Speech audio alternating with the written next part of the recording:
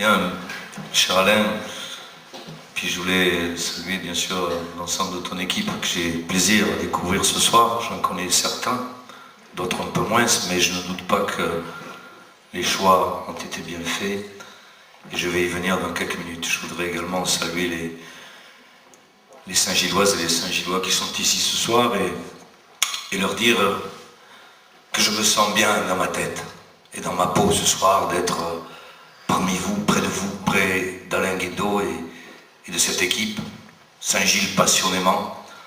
Je crois que ça me va bien d'être là. Et je suis venu aussi ce soir, surtout, pour parler aux habitantes et aux habitants de Saint-Gilles. En effet, voilà 2 ans, comme dans tout le pays, en France, des élections municipales avaient lieu en 2008. Et ici, une majorité s'est dégagée, démocratiquement. Les gens ont voté, rien à dire. Une opposition joue son rôle et a joué son rôle pendant 2 ans.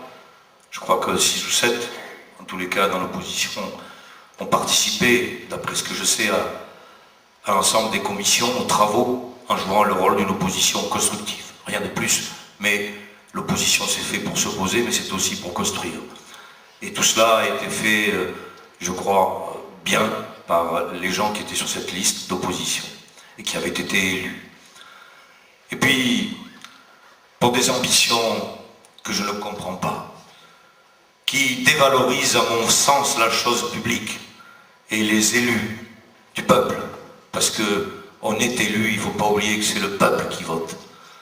Eh bien, des ambitions d'intérêt personnel, d'orgueil, je ne sais quoi, ont fait que on assiste aujourd'hui à ce que les Saint-Gilloises et les Saint-Gillois ne doivent pas aimer et doivent se trouver peut-être, je dirais, écœurés et dans le désarroi le plus total.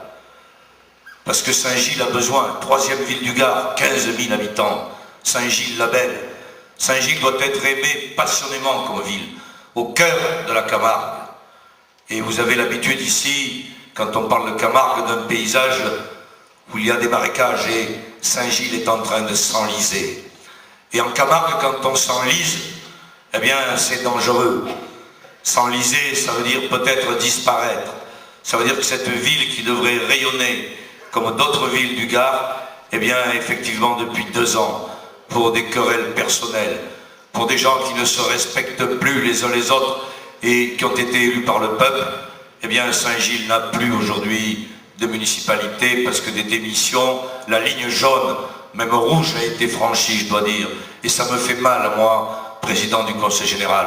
Ça me fait mal de voir une ville comme Saint-Gilles qui a déjà souffert ou qui souffre par son manque d'emploi, pas d'industrialisation ici, mais une agriculture, et Alain, merci de l'avoir rappelé, une agriculture quand même qui existe, qui est forte, avec une implantation, il a dit tout à l'heure, de Covial, où on essaie, effectivement, et je suis venu il y a quelques mois, à la demande d'Alain, rencontrer les gens de la Covial, pour essayer de trouver avec eux, avec l'ensemble des producteurs, des réseaux de vente, des produits qu'on pourrait faire bio, des produits qui pourraient être distribués effectivement à l'ensemble de nos collèges, pour que les fruits et légumes ici se vendent mieux, le maraîchage aussi.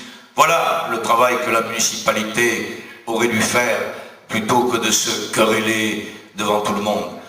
Ça dévalorise, oui, j'ai pas peur du mot, ça dévalorise la chose publique. Ça dévalorise le respect que l'on doit avoir quand on porte effectivement une écharpe de maire ou une écharpe d'adjoint ou que l'on est élu par le peuple. Ça écœure les gens. Et je suis venu leur dire ce soir, il faut en effet redonner une confiance aux Saint-Gillois et aux Saint-Gilloises. Il faut qu'ils reprennent leur destin en main, ces habitants de Saint-Gilles. Et il y a de quoi le faire. Il y a effectivement une équipe qui est là devant vous, d'hommes et de femmes. Je connais, je viendrai sur la personnalité d'Alain Guédot, parce que, en dehors d'être un militant du Parti Socialiste, c'est mon ami Alain Guédot depuis longtemps. Je le connais très bien. Donc il a constitué cette équipe. Elle est là, avec un personnage que je veux aussi, moi, saluer, parce que je l'ai connu longtemps, à Nîmes et ailleurs, et dans le Gard. Je n'oublie pas que je crois qu'il a même travaillé sur Saint-Hippolyte-du-Fort dans mon canton. Il s'agit de Gérard Vérin. Gérard Vérin, effectivement, un homme de talent, de sagesse, d'expérience, Oui, on peut l'applaudir parce qu'il le mérite. Un homme courageux, un homme qui a traversé ici, à Saint-Gilles, beaucoup de choses, beaucoup d'époques. Même s'il a 80 ans, il a justement cette sagesse qu'on peut amener, cette expérience que l'on doit amener à une équipe plus jeune, à une équipe qui est là et que je salue. Cette équipe, effectivement, elle est belle.